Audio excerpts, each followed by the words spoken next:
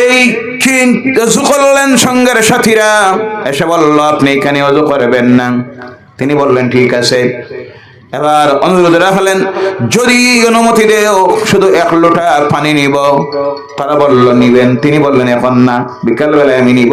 রাত্রিতে তাহাজ্জুদ নামাজ পড়ার জন্য 1 লোটা পানি নেওয়ার অনুমতি নিলেন।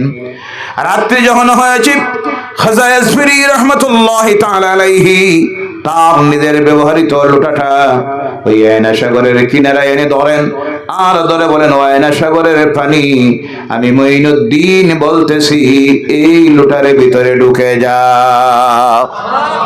আরো আস্তে কও সুবহানাল্লাহ, আরো জোরে বলো সুবহানাল্লাহ, সুবহানাল্লাহ, সুবহানাল্লাহ। সকাল হয়েছে, পানি ডুববো নিনা না। এই পানি কার কথায় চলে? আর আল্লাহর বন্ধুদের কথা মানে নিনা না। আল্লাহ তার কুল মাখলুককে বলে দিয়েছে আমার বন্ধুরা যা চাইবে তা দিও, বলো সুবহানাল্লাহ। এবার সমস্ত পানি ঢুকে গেছে, সকাল হয়েছে, গোটা আজমির শহরে হাহাকার দেখা দিয়েছে। পানি নাই, মরুভূমি অঞ্চল, একটাই পুষ্করিণীতে থাকতো পানি, আজকে পানি নাই। পানি গেল কোথায় বুঝতে আর সুবিধা নাই। ওই ফকিরের কাজ হবে, বলে সুবহানাল্লাহ। কার কাজ হবে? ফকিরের কাজ হবে। চলে গিয়েছে খাজা আজমিরি রহমাতুল্লাহি তাআলা আলাইহির কাছে, গিয়ে বলে ও ফকির, আয়না সাগরের পানি গেল কোথায়? তিনি বলেন আমি বলবো কি, আমি তো এনেছি 1 লোটা পানি। কতটা? 1 লোটা পানি এনেছি। ফকির তোমার কাজ হবে। গোটা শহরে হাহাকার দেখা দিয়েছে, হাজার হাজার মানুষ আয়না সাগরের চতুর্দিকে দাঁড়িয়ে আছে, পানি নাই। এবার তিনি দেখলেন মানুষের কষ্ট দেখলে আল্লাহর ওলিদের সহ্য হয়। মানব সেবাই হলো তাদের ধর্ম। ইসলামের শিক্ষা হলো মানুষের সেবা করতে গিয়ে জাতি, ধর্ম, বর্ণের কোনো পরিচয় নাই। তোমার কাছে এদের পরিচয় হলো মানুষ। কি পরিচয়? একজন হিন্দু ভদ্রলোক, খ্রিস্টান ভদ্রলোক তোমার সামনে উপবাস সে হাত পাতাইল, সেই সময় তার ধর্মের পরিচয় নাই, তার পরিচয় হলো মানুষ। একজন মানুষ যখন তোমার সামনে হাত পাতাইল পেটের ক্ষুধার যন্ত্রণায়, মানুষ হিসাবে তুমি তাকে দিতে হবে। এখানে ধর্মের কোনো পরিচয়। তোমার প্রতিবেশীতে একজন হিন্দু, বৌদ্ধ, খ্রিস্টান, জৈন লোক বসবাস করে, বিকাল বেলায় তুমি শুনলাই তার ঘরে খাবার নাই অথবা সে অসুস্থ। ইসলামের শিক্ষা হলো তুমি তার ঘরে খাবার পৌঁছিয়ে দাও, অসুস্থ মানুষটার গিয়ে তুমি সেবা করো, তার খবর নেও। এখানে ধর্মের কোনো পরিচয় নাই। ইসলামের শিক্ষা হলো তার সঙ্গে তোমার সম্পর্ক হলো মানবতার সম্পর্ক, সে মানুষ। সে কি? ইসলামী শিক্ষা আমাদেরকে দিয়েছে। ইসলামের 1 নম্বর শিক্ষা হলো বিশ্ব মানুষ, একই পরিবারের মানুষ। ধর্ম হইতে পারে যার যার, কিন্তু মানুষ হিসাবে একজনের আর একজনের প্রতি অধিকার আছে না নাই? মহব্বত করার 1 নম্বরের পাঠ দিয়েছে ইসলাম। ইসলামের শিক্ষা কি দেখেন, আল্লাহর হাবিব সাল্লাল্লাহু আলাইহি সাল্লামের একজন সাহাবী মদিনাতুল মুনাওয়ারার মসজিদুন নববীর সামনে দোকানদারি করতেন। কি করতেন? দোকানদারি করতেন। ওর সামনের যে দোকানদার, সেই দোকানদারটা হলো খ্রিস্টান ধর্মাবলম্বী। বাইরের থেকে বিভিন্ন মানুষ, পর্যটকেরা মদিনায় সব সময় আসতো। একজন পর্যটক এসেছে, সেও হলো খ্রিস্টান। দেখেন কি ব্যবহার দিয়ে আল্লাহর হাবিবের সাহাবীরা আল্লাহর দ্বীনের প্রচার করেছিলেন। দেখা যায় সেই খ্রিস্টান পর্যটক মুসলমান দোকানদার সাহাবীর দোকানের মধ্যে এসেছে, এসে বলল ভাই ওই জিনিসটা কি তোমার দোকানে আছে? তিনি বললেন অবশ্যই। দাম কত? তিনি দামটাও বললেন। মেড বলল কোন দেশের প্রোডাকশন, তাও বললেন। এবার বলল আমাকে দেও। সেই মুসলমান আল্লাহ রাসূলের সাহাবী বললেন আছে, যদিও তোমাকে আমি দিব না, তুমি সেই দোকানে চলে যাও। লোকটা অবাক হয়ে গেছে, মনে মনে ভাবতেছে মনে হয় চিনে নিয়েছে মানুষটা। আমি হলাম খ্রিস্টান আর সে হলো মুসলমান। মুসলমান হইয়া মনে হয় তার দোকানের জিনিসটা আমি খ্রিস্টানের কাছে বেচবে না। তাই সে একটু বিরক্ত হয়ে সেই দোকানে চলে গেল। দোকানে যাওয়ার পর ওই জিনিসটার নাম বলল, সে বলল আছে। মূল্য কত? বলল দেখা যায় ওই দোকানেরই সমান। মেড কি? তাও বলল দেখা যায় একই জিনিস। এবার খরিদ করলো।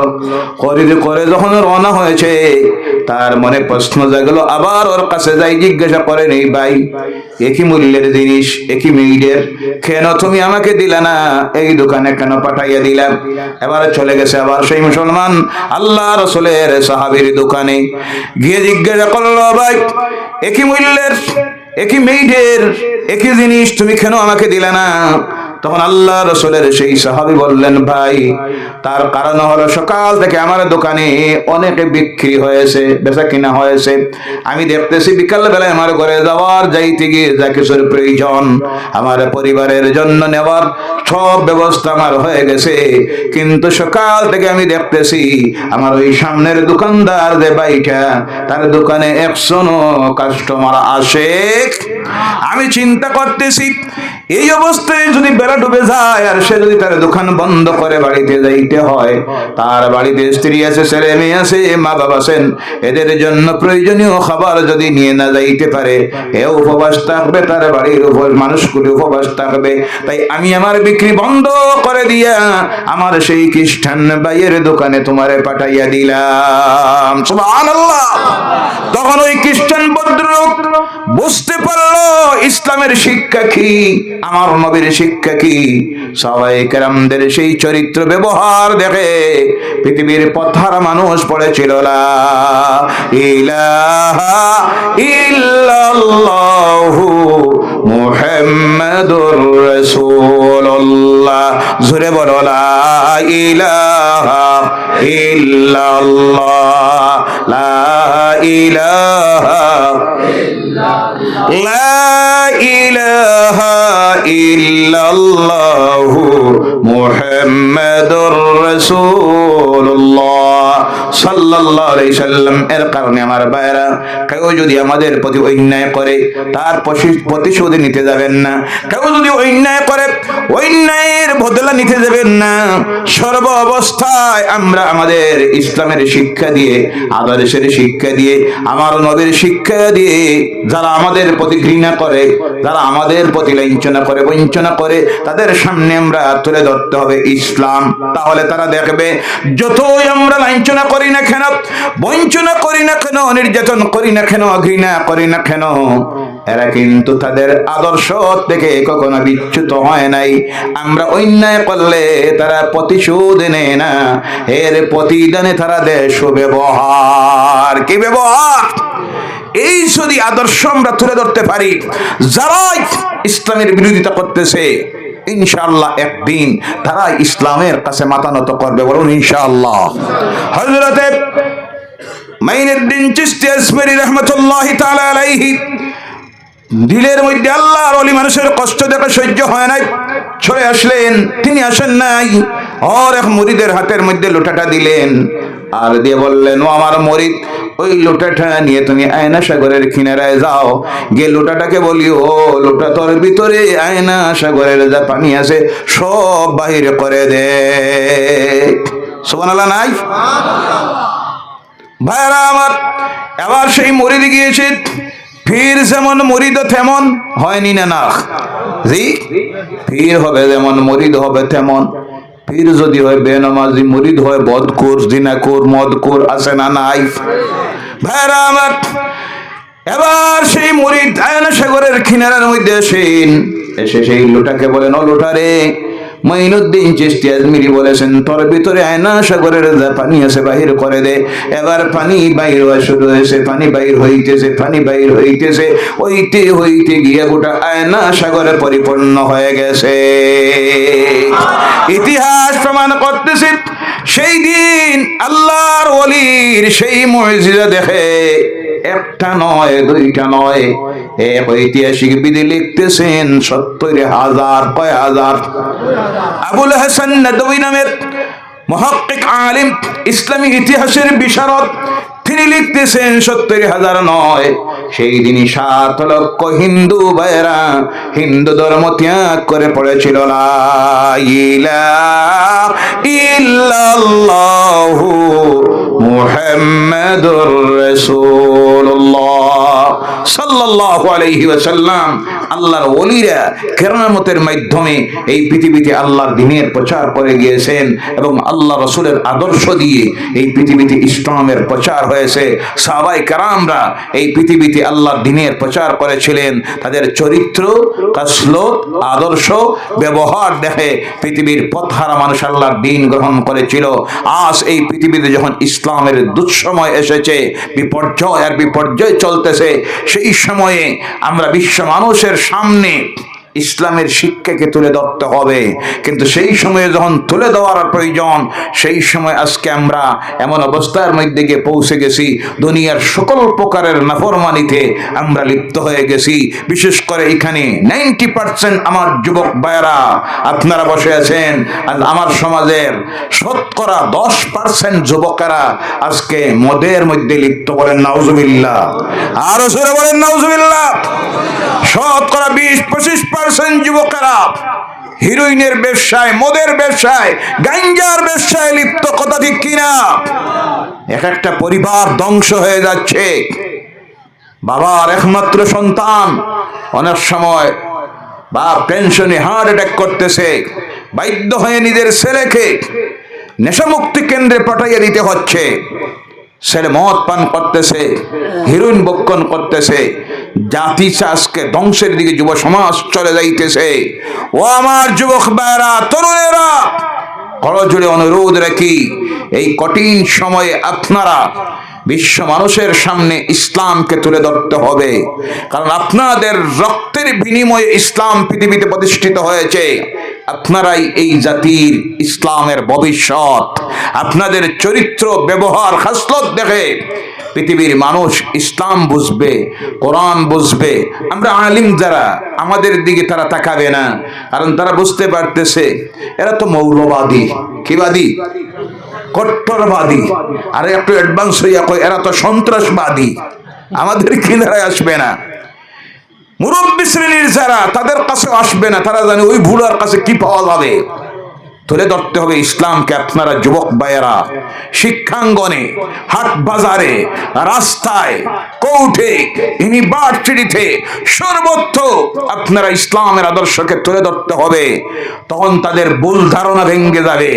আজ তাদের যে ধারণা হয়ে গেছে ইসলাম মানে হলো ঝগড়া ফিসাদ, ইসলাম মানে হলো মদপান করা, ইসলাম মানে হলো লাভ জিহাদ, এই যে অপপ্রচার যা কিছু চলতেছে, তার বিরুদ্ধে আপনি যে জিহাদটা করতে হবে, সেই জিহাদ হবে আপনার চরিত্রকে, আদর্শকে রাসূলের চরিত্র আদর্শ দিয়ে গঠন করে তাদের সামনে তুলে ধরতে হবে। ইসলামের হলো এই শিক্ষা, আমার নবীর হলো এই আদর্শ। তখন তারা বাধ্য হয়ে আপনাকে দেখে ইসলাম বুঝবে আর ইসলামের দিকে আসবে। তখন তাদের ভুল ভেঙে যাবে। তারা ভাববে আমরা যা ভাবতাম ইসলামের শিক্ষা, কোরআনের শিক্ষা, মুহাম্মদ সাল্লাল্লাহু আলাইহি সাল্লামের শিক্ষা, এটা সেই শিক্ষা নয়। এই শিক্ষা হলো এদের শিক্ষা।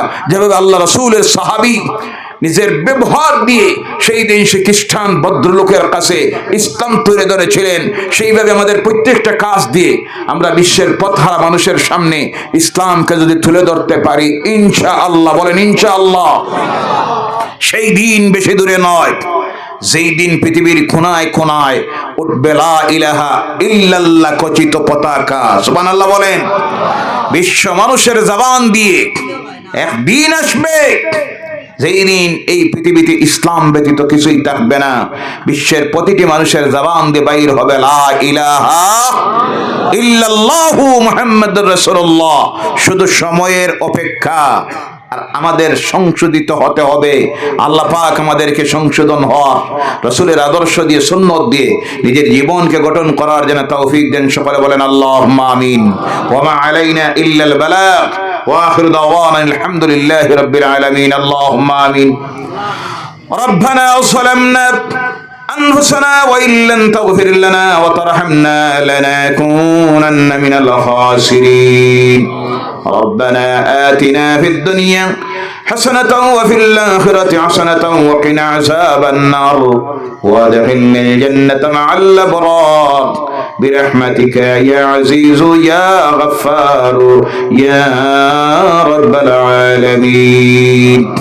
أي الله তোমার কালামের আলোচনার মাহফিল, তোমার হাবিবের হাদিসের আলোচনার মাহফিল তোমার বন্ধুরা, তোমার নেক বান্দারা, আউলিয়া ইকরামদের আলোচনার এই মুবারক মাহফিলে আমরা গুনাহগাররা এসে বসে হাজির হয়েছি।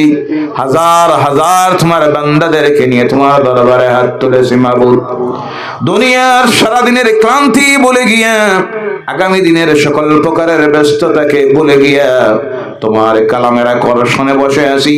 এই আশা নিয়া হাজার হাজার মানুষের সঙ্গে হাত তুললে তোমার নেক বান্দাদের হাতের খাতিরে দুয়াটা কবুল হয়ে যাবে আল্লাহ।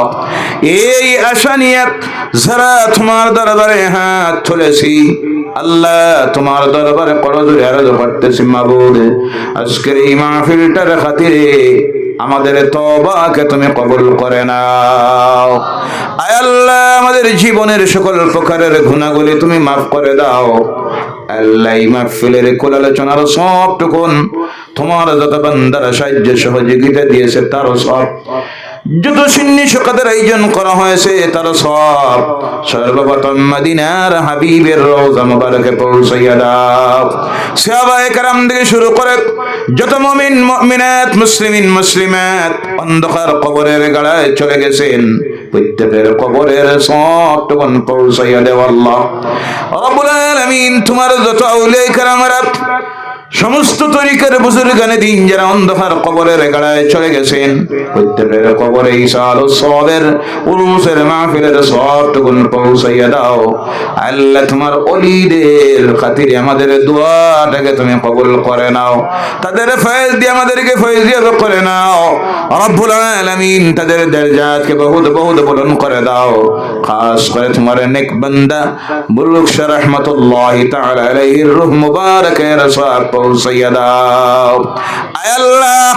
সেই সঙ্গে আমাদের মা বাপ, দাদা দাদি, নানা নানি, শ্বশুর শাশুড়ি, আত্মীয় স্বজন, বন্ধু বান্ধব, ভাই বোনেরা, প্রতিবেশীরা, মহল্লাবাসীরা, এই এলাকাবাসীরা যারা অন্ধকার কবরের গাড়ায় চলে গেছেন, প্রত্যেকের জন্য এই মাহফিলটাকে নাজাতের জরিয়া বানাইয়া দাও আয় আল্লাহ। আমরা যারা সে হাত তুলেছি তোমার দরবারে আরজ রাখি আল্লাহ, আমাদের প্রত্যেকের দিলের নেক আশাগুলি তুমি পূর্ণ করে দাও। আমাদের মধ্যে যারা অসুস্থ শিফায়ে হাজারা দাও, ব্যবসায়ী ভাইয়েরা তাদের ব্যবসায় খয়ের বরকত দাও, ঋণগ্রস্তদেরকে ঋণ মুক্ত করে দাও, শিক্ষিত বেকারেরা দোয়া চায় কর্মসংস্থানের ব্যবস্থা দাও। অগণিত আমাদের ছেলে মেয়েরা পরীক্ষা দিতেছে আল্লাহ, তাদেরকে পরীক্ষায় তুমি কামিয়াব করে নিও। আর যারা স্কুল কলেজ মাদ্রাসা ইউনিভার্সিটিতে পড়তেছে তাদেরকে সুশিক্ষায় শিক্ষিত বানাও, উচ্চ শিক্ষিত বানাইও, সমাজে প্রতিষ্ঠিত করে রাখিও আল্লাহ। রাজনীতির সঙ্গে জড়িত যারা বিভিন্ন ব্যস্ততা ছেড়ে দিয়া গভীর রাত্রিতে মাহফিলে এসে বসে থাকে আল্লাহ, রাজনীতির জীবনে তাদেরকে আরো বড় বড় পদে নির্বাচিত করে দেশের, সমাজের, জাতির, কওমের বেশি বেশি করে খেদমত করার সুযোগটা করে দিও আল্লাহ রাব্বুল আলামিন। এই জমিনে আমরা চিরস্থায়ী নয়, চলে যাব, কোন সময়ে কারা যাওয়ার ডাক আসবে আমরা জানি না আল্লাহ। যাওয়ার সময়টা বড় কঠিন সময়, সেই সময়ে বেইজ্জতির মওতটা দিও না, বিনা কালিমায় মওত দিও না, সেই সময় খালেস তওবা নসুহ করার সুযোগটা দিও ইয়া আল্লাহ। আল্লাহ, মওতটা যখন দিবে শাহাদাতের মওতটা দিও মাবুদ। তোমার দরবারে বারবার আরজ করতেছি আল্লাহ, বিশ্ব মুসলমানের প্রতি তোমার রহমতটা নাযিল করে দাও। যেখানে যেখানে পৃথিবীর মুসলমানরা নির্যাতিত, অত্যাচারিত, লাঞ্ছিত, বঞ্চিত, শোষিত আল্লাহ, জালেমদের শাসনে নির্যাতিত, সকল প্রকারের নির্যাতন থেকে, জুলমাত থেকে, ফিতনা ফাসাদাত থেকে আমাদেরকে তুমি হেফাজত করে নাও আয় আল্লাহ। আমাদের জান মাল, ইজ্জত, আবরু, মসজিদ, মাদ্রাসা, কোরআন সব তোমার কুদরতের হাতের হাওয়ালা। তুমি মাবুদ ছাড়া আমাদের হেফাজতকারী কেউ নাই রব্বুল আলামিন। তোমার দরবারে আরজ রাখি, জীবনের শেষ সময়টা যখন হাজির হবে আল্লাহ, নূরের নবী নয়নের সামনে হাজির করে দিও। দুনিয়ার জীবনের শেষ কথাটা বারবার আমাদের জবানটা দিয়ে তুমি জারি করে দিও, লা ইলাহা ইল্লাল্লাহু মুহাম্মাদুর রাসূলুল্লাহ। সুবহান রাব্বিকা রাব্বিল ইজ্জাতি আম্মা ইয়াসিফুন وسلام على المرسلين والحمد لله رب العالمين آمين